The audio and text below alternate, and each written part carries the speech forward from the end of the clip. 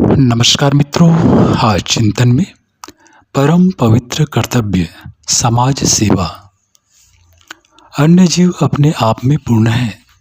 अपनी आवश्यकताएं अपने बलबूते स्वयं पूरी कर लेते हैं। आहार, निवास आदि के लिए भी किसी दूसरे पर निर्भर नहीं। पर मनुष्य की स्थिति ऐसी नहीं। उसका निर्वाह, विकास एवं स्थायित्व दूसरों की आशा पर पूर्णतः आश्रित है। अन्य जीवों के बच्चे जन्म के कुछ ही समय बाद अपने पैर खड़े हो जाते हैं, पर मनुष्य का बालक दूध पीने, करवट लेने तक में समर्थ नहीं होता। उसकी विभिन्न व्यवस्थाएं माता न जुटाए तो जीवित रह सकना संभव नहीं। अपने पैरों पर खड़ा होने लायक तो वह 20-25 वर्ष की आयु में बनता है। तब तक उसे अभिभावकों की कृपा पर अवलंबित रहना पड़ता है। भोजन, वस्त्र, चिकित्सा, शिक्षा, विवाह आदि का प्रबंध वे ही करते हैं। बोलना, बात करना वह दूसरों का उच्चारण सुनकर करता है। शिक्षा दूसरों के संग्रहित ज्ञान के आधार पर होती है। किसी की लड़की आकर अपना घर बसाती है। शिक्षा, चिकित्सा के लिए दूसरों के जान पर अवलंबित रहना पड़ता है। कला कौशल दूसरे सिखाते हैं।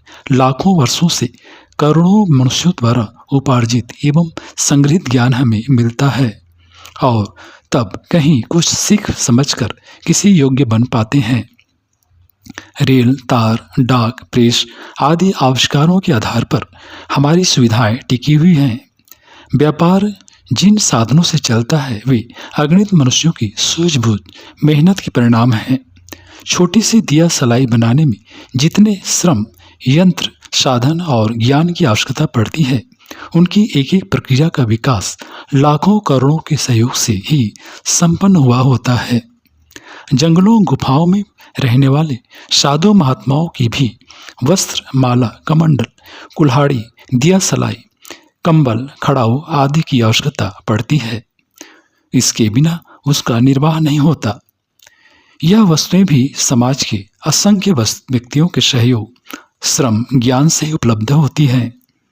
कहने का तात्पर्य इतना भर है कि मनुष्य ने जो कुछ पाया, कमाया, चढ़ाया है, वह सब कुछ दूसरों के सहयोग एवं अनुग्रह का फल है। मनुष्य पूर्णतः सामाजिक प्राणी है। उसकी स्थिति एवं प्रगति सब कुछ सामाजिक परिस्थितियों पर निर्भर है। इसलिए उसका स्वार्थ इस बात में समाया हुआ है कि सामाजिक वातावरण उत्तम बना रहे। यदि समाज में किसी तरह विपन्नता उत्पन्न होगी तो उसका प्रभाव अपने ऊपर पड़े बिना भी न रहेगा। मोहल्ले में दुष्ट, दुराचारी भरे पड़े हों तो अपनी इज्जत, आबरू तथा सुरक्षा खतरे में है।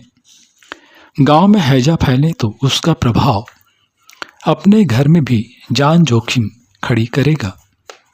पड़ोसी के छप्पर में आग लगे तो अपना छप्पर भी सुरक्षित न रहेगा।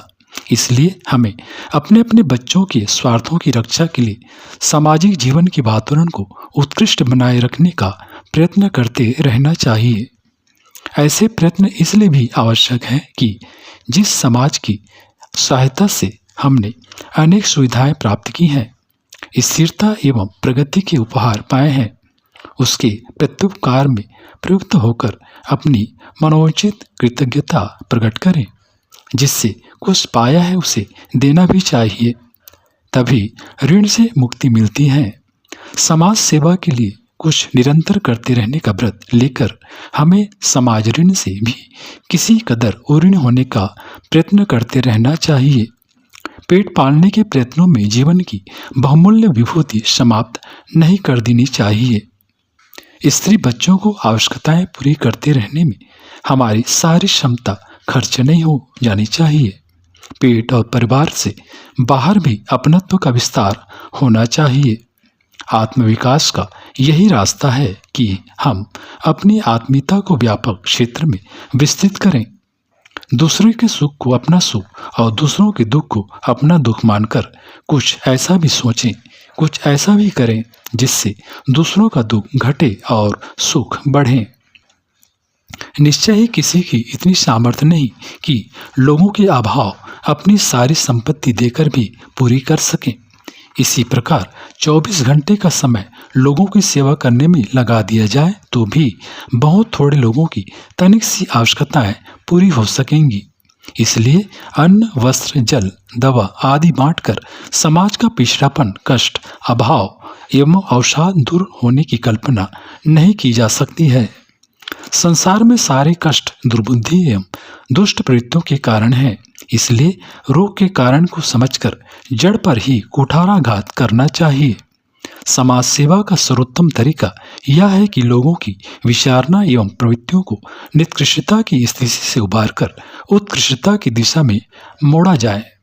लोग अपना रवैया और ढर्रा बदल दें तो अपने भीतर भरी हुई प्रचंड सामर्थ्य के आधार पर वे स्वयं ही अपने पिछड़ेपन एवं कष्टों का निवारण कर सकते हैं। हमें अपना सहयोग उनकी प्रवृत्तियों को इस प्रकार मोड़ने के लिए देना चाहिए, उनका ऐसा नेतृत्व करना चाहिए कि वे घातक प्रवृत्तियों को छोड़कर वे रचनात्मक प्रवृत्तियों में रस लेने लगे और उनके अभ्यस्त बनकर अपना असंख्य दूसरों का भी भला कर सके। आज संसार ने उत्कृष्टता के आभूषण उतार दिए हैं और निष्कृष्टता का चोला धारण कर लिया है। विचार पद्धति और कार्य प्रणाली में निकृष्टता घुस पड़ने के कारण प्रेत पिशाचों जैसे जीवन बन गए हैं और मरघट जैसा विभत्स वातावरण बन गया है। धीरे धीरे हम अंतर्द्वंद्वों में, गृह कला में, परस्पर उत्पीड़न में निरंतर होकर सामूहिक आध्यात्म की ओर बढ़ते चले जा रहे हैं। इन परिस्थितियों में मानव जाति की एक ही सेवा हो सकती है कि उसे बुद्धि भ्रम, अविवेक एवं अशुभ चिंतन से बचाकर निर्शीर विवेचना, रित्रंभरा प्रज्ञा का आश्रय लेने के लिए तत्पर किया जाए।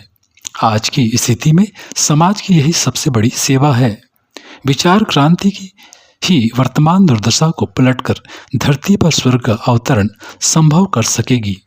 विचार क्रांति के लिए आदर्शवादी विचारधारा का प्रतिपादन करने वाले पुस्तकालयों की सबसे बड़ी आवश्यकता है। देव मंदिरों की तरह आज ज्ञान मंदिरों की पुस्तकालयों की स्थापना नितांत आवश्यक है, जिनसे जीवन को आदर्शमय बनाए और सामयिक उलझनों को सुलझाने वाला प्रकाश मिल सके। ऐसी पुस्तकें, पत्र पत्रिकाएं जहां आती हैं, लोगों के पास तक उस साहित्य को पहुंचाने और लाने लेकर अपनी कमाई को धन्य बना सकते हैं। पूर्वजों की स्मृति किसी को बनानी हो तो उसके नाम पर पुस्तकालय ही स्थापित करना चाहिए। परस्पर मिलजुल कर चंदे से भी ऐसी संस्था स्थापित की जा सकती है। कोई ऐसा प्रबंध न हो सके तो व्यक्तिगत रूप से भी झोला पुस्तकालय बनाकर घर घर ऐसा प्रेरक साहित्य पहुंचाने का पुण्य परमार्थ किया जा सकता है। अपने देश में शिक्षा की बड़ी कमी है। लोग अभी भी शिक्षा की उपयोगिता समझ नहीं पाए हैं। देहातों में बहुत लोग अपने लड़कों को पढ़ने नहीं भेजते। लड़कियों को पढ़ाने का रिवाज तो बहुत कम है। हमें टोलियां बनाकर घरों में जाना चाहिए और शिक्षा योग्य लड़के लड़कियों को स्कूल भिजवाने की प्रेरणा देनी चाहिए। सरकारी और गैर सरकारी स्कूल खुलवाने चाहिए। वयस्क पुरुषों के लिए तथा महिलाओं के लिए तीसरे पहर अथवा रात्रि के चलने वाली प्रौढ़ पाठशालाएं स्थापित करनी चाहिए। पैसा या श्रम देकर ऐसी शिक्षा संस्थाएं लोग हर जगह चला सकते हैं। इन कार्यों के लिए सार्वजनिक धन संग्रह भी किया जा सकता है। लोग से काम से लगे हुए व्यक्ति आगे बढ़ने के लिए जिनमें सुविधा प्राप्त कर सकें, ऐसी रात्रि विद्यालय तथा छात्रों की सहायता करने वाले कोचिंग स्कूल हर जगह चलने चाहिए।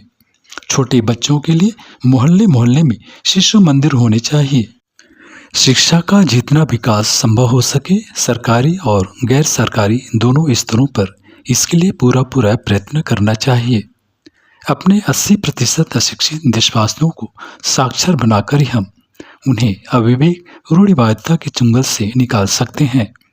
आज की ज्वलंत समस्याओं का स्वरूप समझने और उनका हल प्राप्त करने के लिए समय समय पर स्थान स्थान पर विचार गोष्ठियों के आयोजन होते रहने चाहिए, जिनमें प्रश्न और उत्तर के रूप में आज की वैयक्तिक और सामाजिक समस्याओं का निराकरण समझने की सुविधा सर्वसाधारण को मिल सके। मित्रों, समाज सेवा का सबसे पहला कार्य जनमानस में विवेकशीलता जगाना है। ताकि लोग अपनी अवांछनीय आदतें और अवांछनीय रूढ़ियों को छोड़कर औचित्य अपनाने और सन्मार्ग पर चलने के लिए तत्पर हो सकें। यह कार्य जिन प्रयत्नों से हो सकता हो उन्हें सर्वोत्तम समाज सेवा माना जाएगा। हम में से हर विवेकशील भावनाशील व्यक्ति को मन से इस प्रकार के कार्यों की व्यवस्था करने में संलग्न होकर अपना परम पवित्र कर्तव्य पालन करना चाहिए।